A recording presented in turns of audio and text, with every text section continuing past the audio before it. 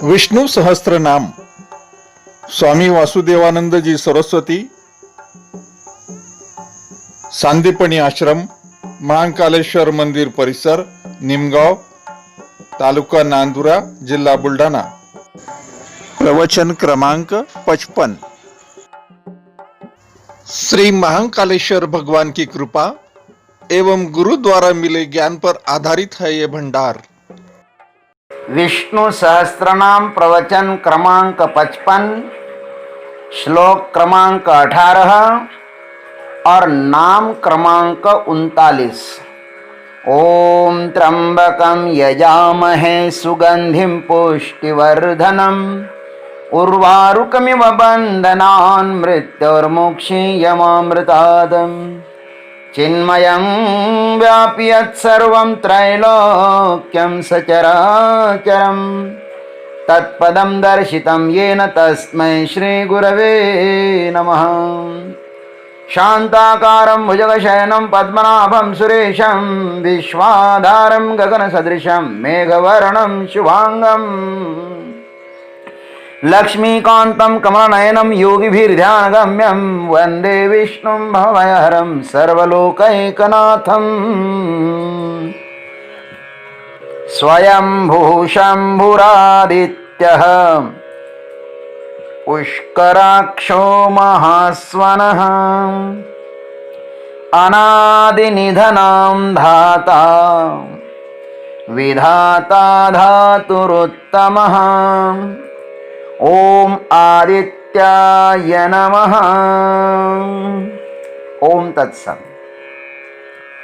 पहले जिस सच्चिदानंदघन शंभु परमात्मा के विषय में कहा है, उसका वर्णन किया है, उसका साक्षात्कार करने का अब एक और भी सुगम उपाय भीष्म पितामह जी महाराज युधिष्ठिर जी को बता रहे हैं, और वह है यह हमारा गगनस्थ आदित्य भगवान।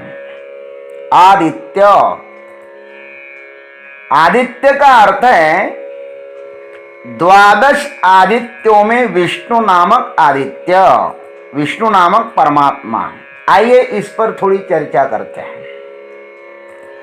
इस सृष्टि को प्रकाशित करने वाला यदि कोई है तो वह है आदित्य, सूर्य भगवान।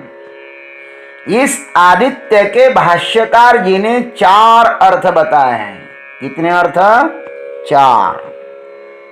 पहला अर्थ, आदित्य मंडलांतस्थः हिरण्मयः पुरुषः आदित्यः। आदित्य मंडल में स्थित हिरण्मय पुरुष का नाम आदित्य है। यह सूर्य नारायण हमारे लिए प्रत्यक्ष भगवान है। ईशावास्योपनिषद का साधक परमात्मा से इस प्रकार प्रार्थना करता है, हिरण्मयेन पात्रेण सत्यस्यापि हितं मुखं तत्वं पूषन्न पावृणु सत्यधर्माय दृष्टये। ईशावास्योपनिषद 15वां मंत्र। हे सबका भरण पोषण करने वाले परमात्मन, सत्य स्वरूप आप आदित्य मंडलस्थ ब्रह्मा का द्वार सुवर्ण के समान चमकीले व्यष्टि समष्टि अहंकार रूप ज्योतिर्मय पात्र से ढका हुआ है। ये इस मंत्र का अर्थ है। सत्य धर्म का अनुष्ठान करने वाले मुस जिज्ञासु को सत्यात्मा की उपलब्धि के लिए उस आवरण को आप हटा लीजिए। इसका अभिप्राय यही है कि परमात्मा ने सुवर्ण की उपाधि से स्वयं को ढका हुआ है। क्या बढ़िया बात बताई। जो भी हमें परमात्मा की तरफ जाने में रोक दे, जो भी, वह हिरण्य है, माने सुवर्ण से कम नहीं है। सुवर्ण साधक के भीतर प्रलोभन जगाता है और परमार्थ में लोभ ही रुकावट है। परमार्थ में लोभ एक बहुत बड़ी रुकावट है। इसलिए लोभ को साधक को अपने जीवन में आने नहीं देना चाहिए। राजा भर्तृहरि ने ठीक ही कहा, यस्यास्ति वित्तं स नरः कुलीनः स पंडितः स श्रुतवान् गुणज्ञः स एव वक्ता स च दर्शनीयः सर्वे गुणाः कांचनमाश्रयन्ते। भर्तृहरि कहते हैं, आज कुलीन व्यक्ति की परिभाषा यही है कि जिसके पास धन है वह कुलीन है। जिसके पास धन है, सच्चा पंडित वही है, ज्ञानी वही है, वही सच्चा वक्ता है और वही दिखने के लिए सुंदर है जिसके पास धन है। वह कैसा क्या होना, लेकिन धन है ना, बहुत सुंदर है। ये सब धन के कारण ही है। धन व्यक्ति का बहुत कुछ छिपा सकता है। इसलिए ठीक ही कहा कि परमार्थ में रुकावट यदि कोई है तो वह क्या है, हिरण्य है। म्हणून हिरण्मयेन पात्रेण सत्यस्यापि हितं मुखम। इन हिरण्याक्ष और हिरण्यकशिपु को पहचानो, वे हमारे भीतर ही बैठे हुए हैं। कुछ लोगों की आंख में हिरण्याक्ष का ही निवास होता है। वे इतना लोभी होते हैं कि उन्हें लगता है कि स्वर्ग भी हमें मिल जाए। काश स्वर्ग को खरीदने की यहाँ पर पहले जैसी कोई व्यवस्था है होती ना, तो आज भी लोगों ने यहीं पर स्वर्ग भी खरीद लिया होता है। हिरण्याक्ष के समय शायद ये व्यवस्था उपलब्ध थी। कुछ लोगों के भीतर हिरण्यकशिपु बैठा हुआ होता है। वे इतना धन को पकड़ कर रखते हैं, इतना पकड़ कर रखते हैं कि अंतिम समय तक उसे छोड़ते ही नहीं है। लोभ और संग्रह ये ही मनुष्य को परमात्मा के पास जाने में रोकते हैं। हिरण्य के अनेक अर्थ होते हैं, जैसे धन, स्वर्ण, पदाधिकार, अहंकार, प्रकाश, परमात्मा, ज्ञानाभिमान, वीर्य, कला, काव्य आदि आदि। जिससे सत्य ढका जा सकता है वे सब सुवर्ण के या हिरण्य के अर्थ हो सकते हैं। ईशावास्योपनिषद में इसका सविस्तर अर्थ लिखा हुआ है, साधक वहीं पर देखें। परमात्मा हिरण्य उपाधि वाला है, अतः उपाधि के परे जो परम तत्व है ना, उसका आश्रय लेना चाहिए। वो उपाधि से परे है, निरुपाधिक तत्व है वो। भाष्यकार दूसरा अर्थ करते हैं, वह द्वादशादित्येषु विष्णु आदित्यानाम अहम विष्णु। दूसरा अर्थ करते हैं, अथवा द्वादश आदित्यों में विष्णु नामक आदित्य को आदित्य कहा गया है। आदित्यों में मैं विष्णु हूं, ऐसा भगवत वचन है गीता में। सूर्य की द्वादश नामे इस प्रकार है, मित्र, रवि, सूर्य, भानु, खगपुष, हिरण्यगर्भ, मरीच्यादित्य, सवित्रर्क, भास्करेभ्यो नमो नमः। मित्र, रवि, सूर्य, भानु, खग, पुषा, हिरण्यगर्भ, मरीचि, आदित्य, सविता, अर्क और भास्कर को हम बारंबार नमस्कार करते हैं। आदित्य भगवान के नाम हैं। और शक्र, अर्यमा, धाता, त्वष्टा, पूषा, विवस्वान, सविता, मित्र, वरुण, अंशुमान, भग और विष्णु, इसको भी द्वादश आदित्य कहते हैं। ये द्वादश आदित्य हैं। इनमें विष्णु माने वामन भगवान आदित्य है। सूर्योपनिषद में भी यही कहा है, त्वमेव प्रत्यक्षम विष्णु असि। सूर्य उपनिषद चौथा मंत्र, आप ही प्रत्यक्ष विष्णु हो। हिरण्याक्ष के वंशज राजा बलि ने जब देवताओं का स्वर्ग छीन लिया था, तो उस अहंकारी पर अनुग्रह करने के लिए भगवान ने वामन अवतार लिया था। लोभ और संग्रह की मृत्यु विनम्रता से ही होती है।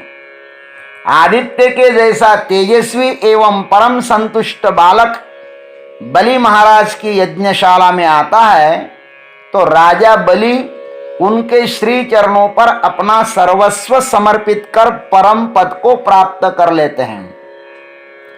हिरण्य ने जो परमात्मा को भुला दिया था, आज बलि ने उसे हिरण्य को बड़ी ही विनम्रता के साथ परमात्मा के श्री चरणों पर समर्पित कर परमानंद को प्राप्त कर लिया है। साधक के जीवन में हिरण्मय और वामन भगवान की उपासना सतत होनी चाहिए। हिरण्मय का अर्थ है निरहंकारता और वामन का अर्थ है परम संतोष। ये दो चीजें हो तो ही परमात्मा का साक्षात्कार होगा, अन्यथा नहीं।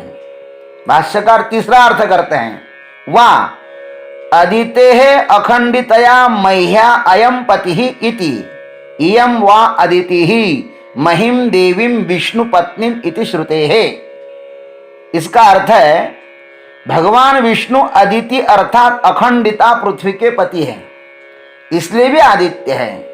जैसा कि यह अदिति है, विष्णु पत्नी भगवती पृथ्वी को इस श्रुति से सिद्ध होता है कि पृथ्वी भगवान की पत्नी है। अदिति का एक अर्थ है पृथ्वी भी है, इसलिए यहां पर आदित्य को पृथ्वीपति कहा गया है। गीता जी में भी कहा है, गामाविश्य भूतानि धारयाम्यहम् ओजसा, मैं ही इस पृथ्वी के उदर में प्रविष्ट होकर उसकी पानी से भी रक्षा करता हूं और उसे समस्त भूतों को धारण करने की शक्ति भी मैं ही प्रदान करता हूं। इसलिए मेरे भाई प्रातः काल में पृथ्वी को इस प्रकार से प्रार्थना की जाती है, समुद्र वसने देवी पर्वतस्तन मंडिते विष्णुपत्नीं नमस्तुभ्यं पादस्पर्शं क्षमस्व में। वसुंधरा और लक्ष्मी भगवान की ये दो पत्नियां हैं और उनके द्वारा भगवान समस्त भूतों का यथावत पालन पोषण करते रहते हैं। अब आदित्य का चौथा अर्थ, वा यथादित्य एकः एवानेकेषु जलभाजनेषु अनेकवत् प्रतिभासते एवं अनेकेषु शरीरेषु एक एवात्मानेकवत् प्रतिभासते इति आदित्य साधर्म्यात् आदित्यः। आपको संस्कृत भले ही समझ ना आवे, लेकिन बहुत सिद्ध पुरुषों की भाषा है, साक्षात वेदों के मंत्र है, इसलिए उसको आप लोग सुना करिएगा। अर्थ बताने का काम हमारा है, आपको केवल सुनना ही है। देखो भाष्यकार क्या कहते हैं, जैसे एक ही आदित्य अनेक जल पात्रों में प्रतिबिंबित होकर अनेक सा प्रतीत होता है, वैसे ही एक ही आत्मा अनेक शरीरों में अनेक सा जान पड़ता है। इस प्रकार आदित्य की समता के कारण वह आदित्य है। मंद जिज्ञासु को यहाँ पर आचार्य बहुत ही मार्मिक ढंग से किंतु अत्यंत सरलता से आदित्य तत्व के विषय में समझाते हैं। जितने घट होते हैं उतने ही सूर्य प्रतिबिंब होते हैं। प्रत्येक सूर्य बिंब सूर्य का साक्षात्कार करा सकता है, लेकिन सूर्य बिंब मात्र एक ही है। इस विषय को हस्तामलकाचार्य गुरु जी के प्रश्न पूछने पर कहते हैं कि हस्तामलकाचार्य अपने गुरु जी शंकराचार्य जी के प्रश्न पूछने पर क्या कहते हैं, देखिए, यथा सूर्य एकोप्स्वनेकेश्चलासु स्थिर स्वप्यनन्यद्विभाव्य स्वरूपः चलासु प्रभिन्नासु धीष्वेक एव सनित्योपलब्धि स्वरूपो हमात्मा। हस्तामलक स्तोत्र 11वां श्लोक। जैसे सूर्य एक अनन्य रूप से प्रकाशित रहते हुए स्थिर और अस्थिर अनेक जलों में नाना रूप से प्रकाशित होता है, वैसे ही विभिन्न अस्थिर बुद्धियों में प्रतिबिंबित होने वाला एक ही आत्मा जो नित्य उपलब्धि स्वरूप है, सो मैं हूं। सूर्य भगवान सबको ही प्रकाशित करते हैं। सूर्य के बिना हम इस सृष्टि की कल्पना भी नहीं कर सकते। रात को एक दिन यदि बिजली चली जाए ना, तो देखो लोग कितने बेहाल हो जाते हैं। सूर्य है इसलिए उसकी कदर नहीं है मेरे भाई। जब न रहे ना, तब इस दुनिया का क्या हाल होगा आप देखना। दुनिया होगी ही नहीं। वैसे ही परमात्मा है, इसलिए यह सब कुछ दिखाई देता है। जिसके हृदय से निकल जाता है ना ये परमात्मा, तब उसका क्या हाल होता है देखो। भार्या बिभ्यति तस्मिन काये, उस शरीर को भार्या भी महाराज डर जाती हैं। आज जो कोरोना रोग से लोग मरते हैं ना, उस मुर्दे का क्या हाल होता है आप देखो। उसके पास पत्नी नहीं जा सकती है, लड़के नहीं जा सकते हैं, संबंधी नहीं जा सकते हैं। बोलते हैं उस मुर्दे को उधर से उधर ही जला दो। सबको अपनी अपनी चिंता पड़ती है, इसलिए ज्यादा गुमान मत करो संपत्ति का, यौवन का। गुमान करने लायक हमारे पास कुछ भी नहीं है, सब कुछ हमें दूसरों ने ही दिया है, और स्मशान में भी दूसरे ही ले जाएंगे। इसलिए साधक को चाहिए कि वह सूर्य प्रतिबिंब के समान अपने इष्ट परमात्मा को सर्वत्र देखे। सब अपने परमात्मा का दर्शन करे निरहंकार भाव से।